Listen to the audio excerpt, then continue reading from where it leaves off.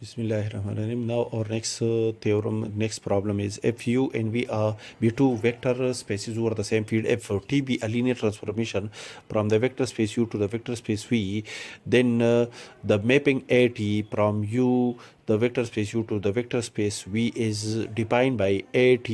multiply when we apply AT on any vector U of the vector space U, we get a vector of V by in the form of A multiplied by TU, for U is an element of the vector space U and A is any scalar, is a linear transformation.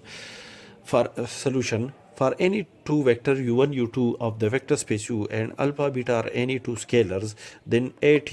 alpha u1 plus beta u2 is equal to, according to this condition, push out A from at A multiply by apply t on the vector of u, and now the linear combination alpha u1 plus beta u2 is again an element of U because U is a vector space. That is t alpha u1 plus beta u2 are A is common and T is a linear transformation. Therefore, by definition, the T alpha u1 plus beta u2 can be written in the form of alpha T u1 plus beta tu2, and multiply A to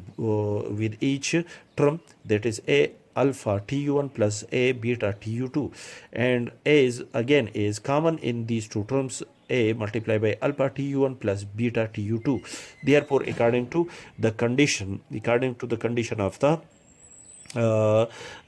linear transformation, the T AT again satisfy the condition of the linear transformation. Therefore, the mapping AT from the vector space U to the vector space V is a linear transformation.